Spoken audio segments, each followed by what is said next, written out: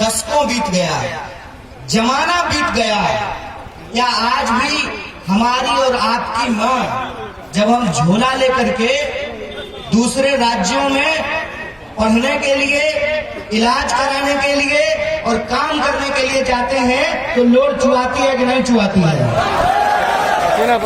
बीड़ा के बारे में लिखे हुए जमाना बीत गया। विदेशिया नाटक आप लोगों ने देखा होगा, काहे बेल कलकत्ता ये सजनी। आजकल कलकत्ता नहीं जाते हैं, दिल्ली जाते हैं, बेंगलोर जाते हैं, ग्वालियर जाते हैं, इंदौर जाते हैं, चेन्नई जाते हैं, केरल जाते हैं। क्या हमारा पलायन रुका है? आज कोई शेक्सपियर नहीं है भोजपुरी में, भिखारी ठाकुर नहीं है, वो गाने बिरा के नहीं लिखे जा रहे हैं, लेकिन हमारा पलायन होना नहीं रुका है और पलायन का दर्द नहीं बंद हुआ है। बोलिए ऐसी बात है कि नहीं है? इसीलिए मैं कहता हूं कि ये चुनाव खास है। ये चुनाव खास इसलिए है कि 5 साल में एक बार हमको मौका मिलता है कि रोज जिन तकलीफों को हम झेलते हैं उस तकलीफ को हम बदल सकें। जो रोज बरोज की हमारी समस्याएं हैं उन समस्याओं से हम निजात पा सकें। हम ऐसे इंसान का चुनाव कर सकें जो हमारे दुख सुख में खड़ा होता है। और आप सब अपने दिल पे हाथ रख करके कहिए कि सत्येंद्र जी ऐसे व्यक्ति हैं कि नहीं है। इसीलिए मैं आपसे कहने आया हूं, पार्टी मत देखिए, झंडा मत देखिए, चेहरा मत देखिए, बस एक बात याद रखिएगा, किसी भी मंजिल को पाने के लिए पहले कदम की जरूरत होती है। किसी भी घर को बनाने के लिए पहली ईंट की जरूरत होती है।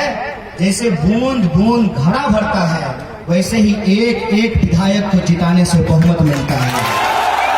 अगर आप चाहते हैं कि बिहार में बदलाव हो, और ये बदलाव क्यों जरूरी है, माँ बहनें यहाँ बैठी हुई हैं, आप में से भी बहुत सारे ऐसे विद्यार्थी जो झोला लेकर के माथा पर आटा लाद करके पटना में जाते होंगे रेलवे का तैयारी करते हुए, तो जब रोटी बनाते हैं तो रोटी को पलटना पड़ता है ना, नहीं पलटेंगे जल नहीं जाएगा रोटी।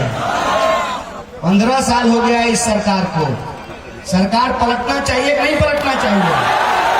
सब लोगों की सहमति है? हाथ उठा करके बोलिए, सहमत है ना? अगर सरकार पलटना चाहते हैं तो जैसे बूंद बूंद घड़ा भरता है तो बूंद बूंद घड़ा खाली भी हो जाता है। मन में कोई धड़ी धोखा नहीं रखिए, लेने देने पार कर देना है, ई पार की ऊपर सत्येंद्र जी को विधानसभा पहुंचाना है। इसीलिए हम आपसे कहना चाहते हैं कि ये चुनाव खास है, इसमें 2 बातों का ध्यान रखने की जरूरत है।